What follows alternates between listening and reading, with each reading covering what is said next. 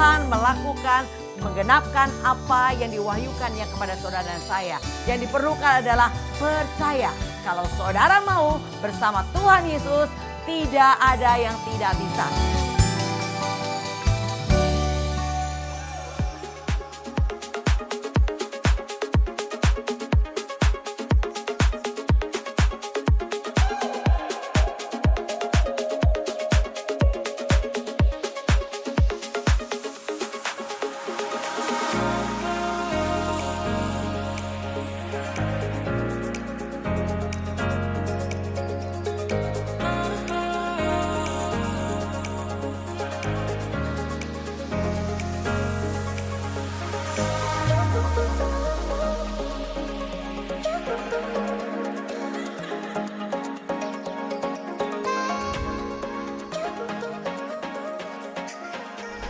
Shalom sahabat Berobos, selamat jumpa kembali bersama GOB Generation of Breakthrough. Hari ini saya akan bawakan satu tema, berkat di balik pergumulan. Ya, sebelumnya mari kita satukan hati kita berdoa.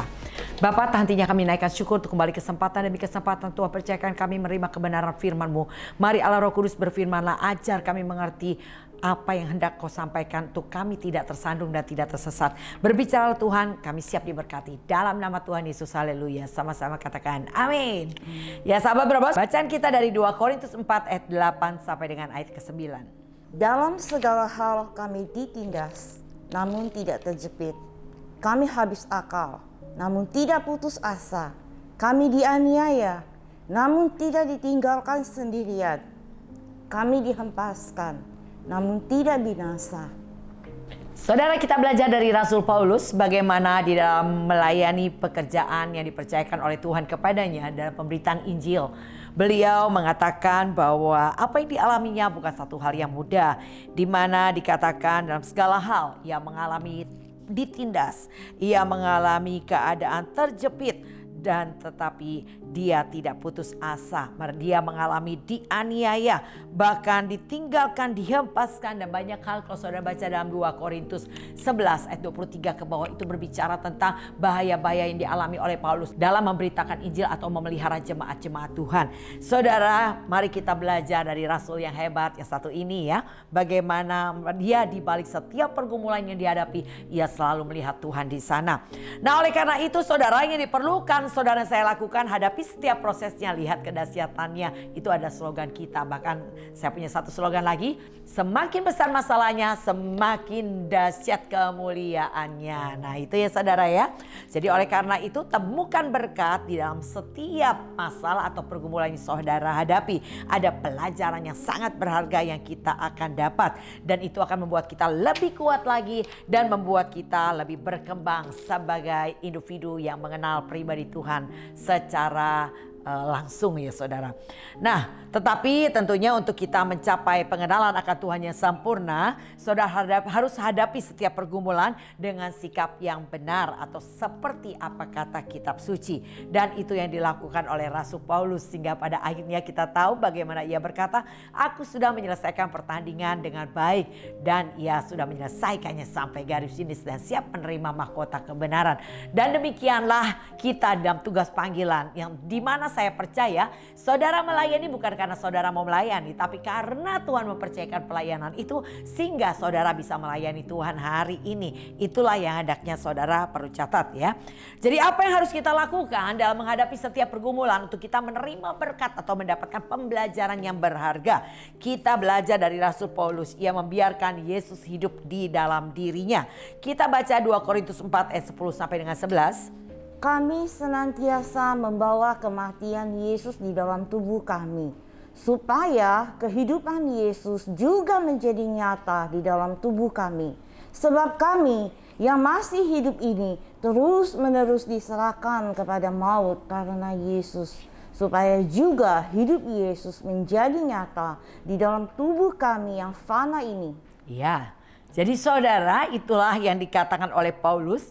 Dikatakan ia senantiasa membawa kematian Yesus di dalam tubuhnya, supaya kehidupan Yesus juga menjadi nyata. Saudara akan mengenali Tuhan secara pribadi dan mengenali janji-janjinya dan menerimanya saudara. Yaitu dengan cara hiduplah sepadan dengan Injil. Seperti apa yang dikatakan oleh Tuhan melalui para rasul. Dengan pewahyuan Roh Kudus beliau mencatat setiap apa yang disampaikan oleh Tuhan untuk kita mengerti hari ini. Jadi yang diperlukan adalah saudara, mari saudara pada saat mengalami segala sesuatunya ingat teladan Yesus. Karena dikatakan di dalam 2 Petrus 1 ayat 21 Tuhan sudah meninggalkan jejak sebagai teladan yang harus saudara dan saya ikuti. Ia turun ke bumi, dia meninggalkan teladan, ia meninggalkan jejak. Apa yang harus kita lakukan? Lakukan seperti yang Yesus lakukan. Oleh karena itu yang diperlukan adalah baca kitab suci, doa tiap hari. Kata sekolah minggu begitu ya. Saudara harus baca kitab suci setiap hari saudara.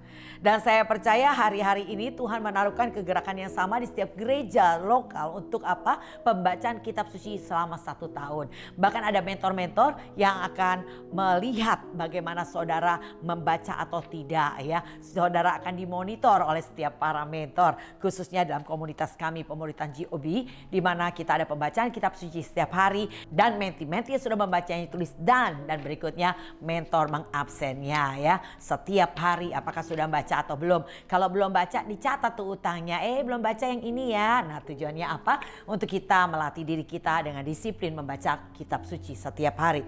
Nah saudara, jadi mari biarkan Yesus hidup di dalam diri saudara. Yaitu dengan cara hidupi teladannya, hidupi jejaknya di setiap kejadian saudara alami.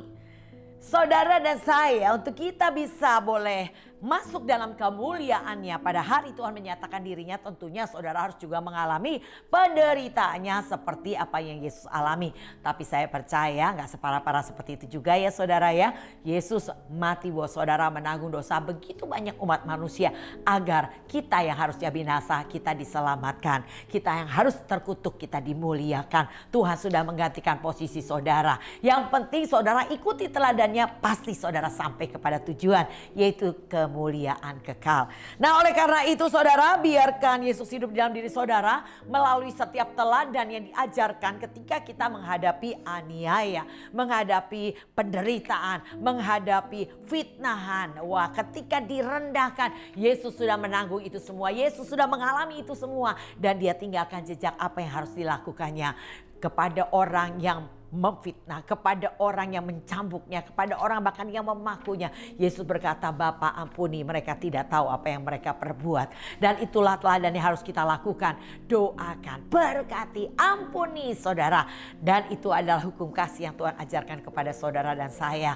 Mari lakukan dan hidupi. Gak lama kau hidup di dunia ini dibanding dengan kekekalan yang Tuhan janjikan. Hanya sebagian kecil hidup manusia. Berapa tahun sih saudara? Kalau Daud katakan 70 tahun. Kalau kuat 80 tahun dan semuanya kemegahannya adalah penderitaannya. Kenapa? Karena saya percaya oma-oma kita ya dulu bilang begini ya. Dulu oma pernah ngalamin. Nah semua bicara penderitaan. Tapi di balik itu dia akan berbicara. Tapi Tuhan tolong oma. Tapi Tuhan tolong opa. Begitu ya saudara ya. Di balik penderitaan ada berkat. Di balik penderitaan ada kesaksian, kedahsyatan yang kita kenali secara langsung saudara. Ini perlu ada pada saudara dan saya. Dalam mengikut Yesus saudara harus punya pengalaman pribadi agar saudara boleh berakar semakin kuat di dalam Tuhan. Sehingga tidak mudah saudara digeser dengan ajaran-ajaran yang hari ini begitu marak, yaitu nabi-nabi palsu yang mengajarkan hal-hal yang tanpa saudara sadari menyesatkan saudara dari jalan Tuhan. Jadi oleh karena itu saudara, jadilah murid yang baik hari ini. Seorang murid dia mau belajar, mau diajar, dia mau baca kitab suci. Dia mau mengenal Tuhannya lebih dalam lagi. Itu murid yang baik. Dan melakukan apa yang diperintahkan oleh Tuhan. Nah saudara, keserupaan dengan Kristus itu seharusnya menjadi kerinduan bagi kita pengikut Tuhan. Bukan hanya nyanyi ku mau sepertimu Yesus, disempurnakan selalu. Saudara tahu bagaimana untuk bisa menjadi sempurna seperti Yesus?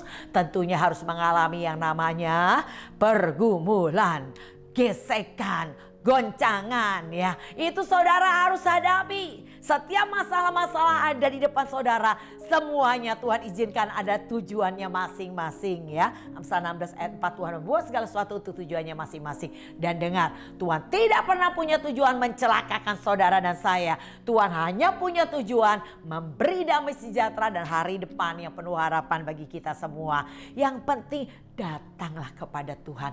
Ia adalah sumber. Ia adalah penolong yang Daud katakan dalam Mazmur 46 ayat 2. Allah itu bagi kita tempat perlindungan dan kekuatan. Sebagai penolong dalam kesesakan sangat terbukti. Demikian Daud katakan, sangat terbukti.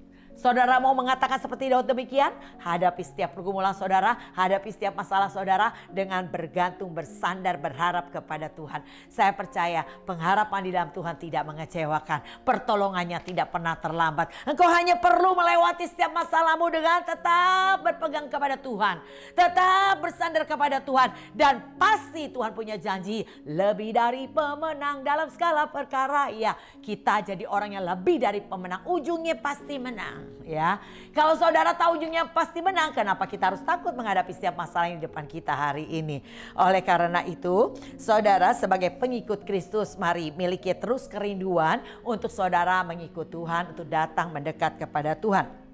Dengar ya saudara, keserupaan dengan Kristus hanya didapat melalui pergumulan dan percobaan hidup. Itulah yang namanya proses ya.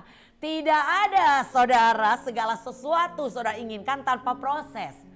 Saudara mau makan tentunya saudara harus apa? Harus mengolah dulu makanannya. Ya. Saudara mau menikmati kue bolu yang wangi, tentunya buat dulu kue bolunya. Atau saudara pergi beli dulu bolunya, keluarin duit dulu. Dan itu pun gak langsung dimakan, walaupun bolu saudara sudah di depan saudara. Harus dipotong, diambil, masuk ke mulut, dikunyah dulu, ditelen, baru nikmati ya. Oleh karena itu semua bicara tentang proses. Tanpa ada proses tidak akan ada kesempurnaan. Oleh karena itu hadapi setiap prosesmu, saya percaya kalau saudara dan saya dalam rencana Tuhan, setiap kejadian yang Tuhan izinkan semua adalah baik adanya. Kalau Yusuf tidak mau mengalami proses-proses dalam hidupnya yang dikatakan dibuang ke sumur, dijual sebagai budak, difitnah, masuk penjara dan dilupakan, maka Yusuf tidak akan melihat penggenapan akan mimpi yang diterimanya pada saat ia bersama dengan keluarganya. Ia mimpi menjadi penguasa. Tetapi Yusuf menghadapi prosesnya dengan tetap bersikap benar. Ia tetap melakukan apa yang baik yang bisa dilakukannya. Ketika dia di Potifar sebagai budak, ia menjadi orang kepercayaan Potifar. Potifar sangat mengasihinya. Semua yang ada padanya dipercayakan kepadanya kecuali istrinya tentunya ya. Dan Yusuf juga ketika dia difitnah masuk penjara, dia tetap melakukan apa yang baik sebagai narapidana. Sehingga kepala penjara sangat mengasihi Yusuf dan mempercayakan banyak hal kepada Yusuf, saudara. Yusuf tetap melakukan apa yang benar di tengah proses, di tengah penderitaannya, hingga ia boleh melihat penggenapan akan janji Tuhan. Dan demikian juga dengan saudara dan saya. Hadapi setiap prosesmu, tetaplah tinggal setia saudara ya. Kalau dikatakan Mazmur 37 ayat 3, mari kita baca. Percayalah kepada Tuhan dan lakukanlah yang baik. Diamlah di negeri dan berlakulah setia. Percayalah kepada Tuhan bahwa engkau ada di dalam rencana Tuhan, apapun yang terjadi atas izin Tuhan, dan dikatakan berlakulah setia. Dikatakan tinggallah di negeri dan berlakulah setia. Tinggal tetap di mana Tuhan menempatkan engkau. Hari ini di mana engkau bergereja lokal, tertanam dan sudah terikat di dalamnya, melayani bahkan, apa yang harus saudara lakukan? Tetap tinggal di tempat dan berlaku setia. Saudara dengar, melayani adalah kehormatan, bukan beban saudara buat kita semua. Karena namanya aja pelayan Tuhan. Berarti siapa yang memilih saudara? Tentunya Tuhan yang memilih saudara, walaupun melalui para pemimpin saudara. Tapi kalau Tuhan tidak mempercayakan, maka pemimpin mau angkat pun gak bisa-bisa saudara. Ingat, Tuhan yang mempercayakan pelayanan, maka kau dikatakan kau adalah pelayan Tuhan. Dan mari mintalah kepada Tuhan kemurahannya agar kita tetap bisa melayani Dia. Tanpa kelayakan Tuhan tidak ada satupun yang dapat melayani Dia, saudara. Perlu perkenanan Tuhan. Dan kalau engkau sudah diperkenankan Tuhan, ingat, Tuhan pekerjaannya itu seperti sebuah perusahaan besar dengan fasilitas yang sangat hebat dan janjinya adalah 7 keturunan ke bawah, saudara. Berkat yang dijanjikan oleh Tuhan. Jadi apa yang harus kita lakukan? Kalau saya lakukan, saya tiarap pohon sama Tuhan. Layakkan aku tetap melayanimu ya Tuhan. Layakkan aku tetap melayanimu ya Tuhan. Memohon kemurahan Tuhan agar kita tetap bisa melayani Dia, Raja segala raja. Halo saudara. Saudara bukan melayani manusia dan gereja. Saudara dan saya sedang melayani Tuhan yang hebat, yang besar, yang dahsyat. Yang punya janji 7 keturunan. Yang punya janji kehidupan saudara selama saudara di muka bumi ini. Tuhan punya janji yang hebat.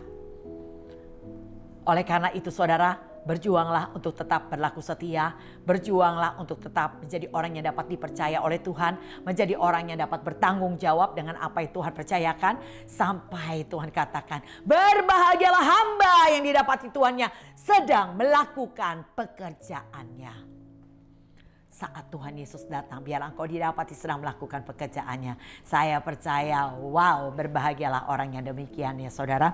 Nah, saudara, kita belajar di sini, inilah yang akan dipakai Tuhan untuk mengikis kedagingan kita, yaitu berupa proses demi proses dalam kehidupan saudara. Dan karakter buruk kita akan diproses ketika kita menghadapi yang namanya pergumulan.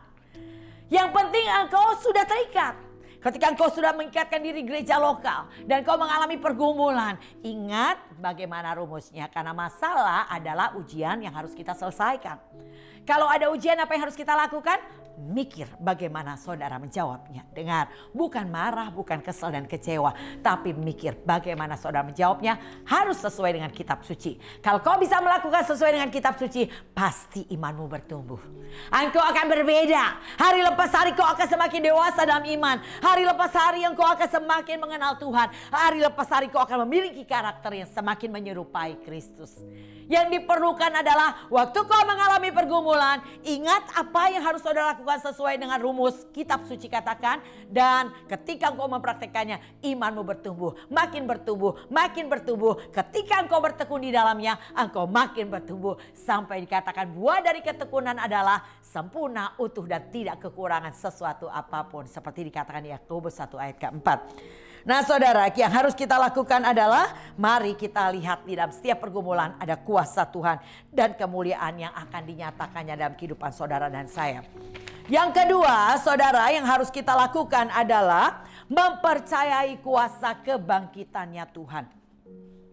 Kita baca dalam 2 Korintus 4 ayat 14. Karena kami tahu bahwa Ia yang telah membangkitkan Tuhan Yesus akan membangkitkan kami juga bersama-sama dengan Yesus. Dan Ia akan menghadapkan kami bersama-sama dengan kamu kepada dirinya. Ya saudara, dikatakan di sini kami tahu bahwa Tuhan telah membangkitkan. Dikatakan Ia yang telah membangkitkan Tuhan Yesus akan membangkitkan kami juga. Percayalah saudara bahwa apa yang dihadapi oleh Yesus dialaminya melalui prosesi penyalipannya sampai Ia mati di kayu salib dan kebangkitannya, itu adalah bagian juga teladan dan janji buat kita semua orang percaya. Kalau Yesus bangkit, saudara juga pasti bangkit. Kebangkitan yang bukan hanya berbicara pada saat hari pengangkatan orang percaya, tapi kebangkitan engkau dari keterpurukanmu, kebangkitanmu dari setiap masalahmu, kebangkitanmu dari kelemahanmu. Dan itu adalah janji pasti. Kalau engkau mau datang kepada Tuhan, engkau pasti bangkit. Karena dikatakan orang benar 7 kali jatuh namun bangun kembali, saudara. Ada kuasa kebangkitan yang membuat kau bisa bangun ketika engkau jatuh. Ya, dikatakan dalam satu lagu bahwa apabila ia jatuh tak sampai tergeletak. Sebab apa? Sebab Tuhan memegang tangannya ya saudara ya. Jadi waktu kita jatuh gak bakal sampai tergeletak. Kenapa? Karena engkau mengenal Tuhan secara mendalam melalui proses-proses dan pergumulan hidupmu. Kenali Tuhan. Dia penolong yang hebat. Dia adalah Tuhan yang sanggup menyelesaikan setiap masalahmu. Dia Tuhan yang sanggup memberi kekuatan dikala engkau dalam keadaan lemah. Jadi Tuhan memberi jaminan. Dan kau akan kenali Dia ketika melalui pergumulan, melalui masalah-masalah. Engkau akan kenali Dia Tuhan Allah yang hebat. Itu yang buat kau berakar. Kenapa pohon korma seringkali kita diumpamakan orang percaya seperti pohon korma yang ditanam di Dikatakan untuk proses penanaman pohon korma nggak seperti biasa. Harus ditaruh di atasnya ketika benihnya ditanam, ditaruh di atasnya beban batu untuk apa? Supaya benih yang ditanam itu tumbuh akarnya makin dalam. Waktu akarnya kuat dia akan melempar beban itu dan dia akan tumbuh dengan kokoh, saudara. Sehingga pohon korma itu bertahan di cuaca ekstrim. Waktu badai besar dia cuma doyong, gak mungkin patah dan dia bangkit kembali, saudara. Begitulah kehidupan saudara dan saya sebagai orang percaya. Ketika engkau mau diproses, ketika engkau menghadapi pergumulan dan kau bersandar matamu tertuju kepada Tuhan, kau belajar abaikan kehinaan, tekus terus dalam pikul salibmu, Tuhan punya janji bahwa kita akan keluar lebih daripada pemenang. Kita akan punya janji, yaitu apa? Kehidupan yang kekal, saudara. Jadi oleh karena itu pergumulan adalah baik buat saudara. Beban yang Tuhan izinkan itu akan membentuk engkau menjadi manusia-manusia rohani yang kuat. Engkau akan dibentuk dalam karaktermu untuk memiliki karakter Kristus. Yang penting waktu diproses ingat rumusnya. Belajar, kalau belum bisa doa, Roh Kudus akan mampukan engkau melakukannya. Dan ketika engkau bisa melakukannya, engkau akan terus diproses. Lama-lama gaya hidup surga akan terbentuk dalam hidup saudara. Artinya saudara memiliki karakter Kristus dan memiliki keserupaan dengan Kristus. Ya, tadi seperti apa yang dikatakan 2 Korintus 4 ayat 14, bahwa ia telah membangkitkan Tuhan Yesus dan ia juga akan membangkitkan kita semua. Jadi orang yang percaya kepada Yesus harus percaya juga bahwa kuasa kebangkitannya juga berlaku buat kita semuanya. Dia akan bangkitkan kita. Nah, kebangkitan Kristus ini merupakan bukti bahwa kuasa Tuhan telah memenangkan saudara dari segala pergumulan. Jadi boleh ada pergumulan tetapi Tuhan kita lebih besar. Belajarlah seperti Kaleb dan Yosua yang memandang masalah yang begitu besar di tanah Kanaan. Orang-orang enak, orang-orang raksasa yang makan manusia tidak membuat Kaleb dan Yosua takut. Kenapa? Karena ia tahu Tuhannya hebat, Tuhannya besar. Tuhan pasti memampukan ia mengalahkan mereka yang ada di tanah Kanaan. Sehingga karena dia berpikir positif dan berkata positif, maka Kaleb dan Yosua sampai ke tanah perjanjian. Saudara mau sampai kepada tujuan, yaitu yang Tuhan berikan, yaitu kemuliaannya. Saudara harus belajar berpikir positif dan berkata positif. Percaya Tuhan kita hebat. Nah, melalui percaya kepada Yesus, kemenangan itu juga diberikan kepada kita, ya.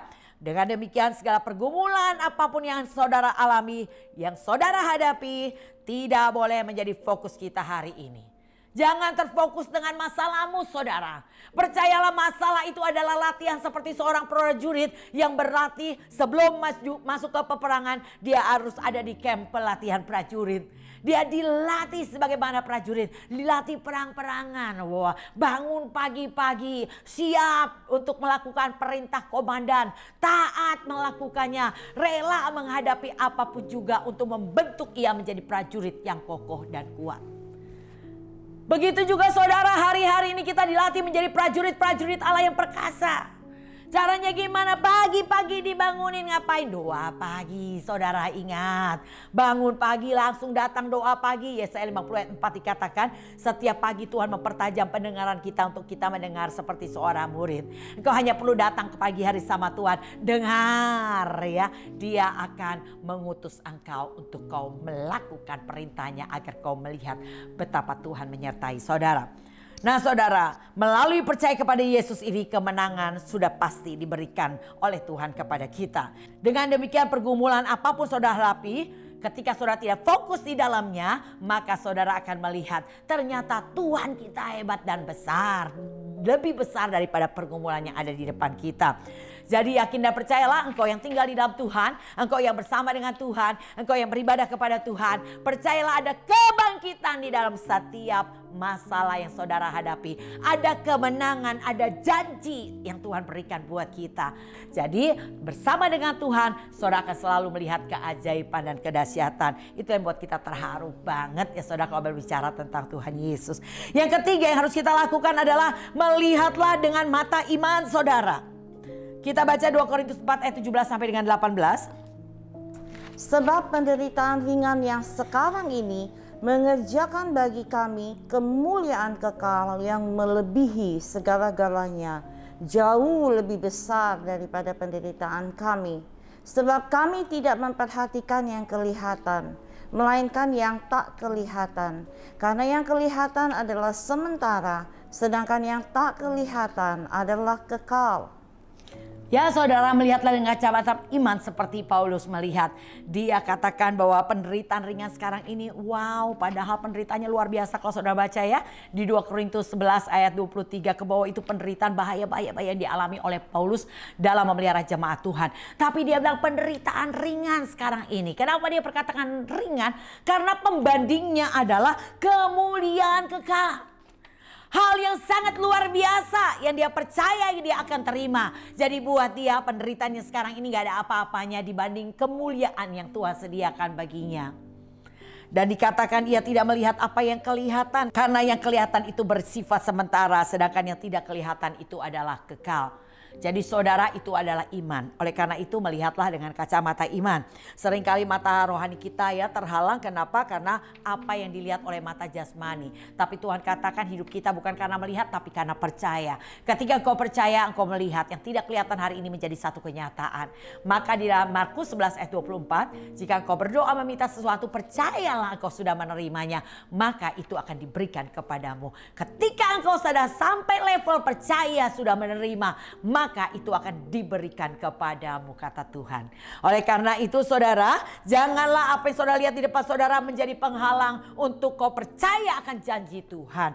Tetapi percayalah dan yakinlah apa yang dikatakan oleh Tuhan, dia pasti akan menggenapkannya.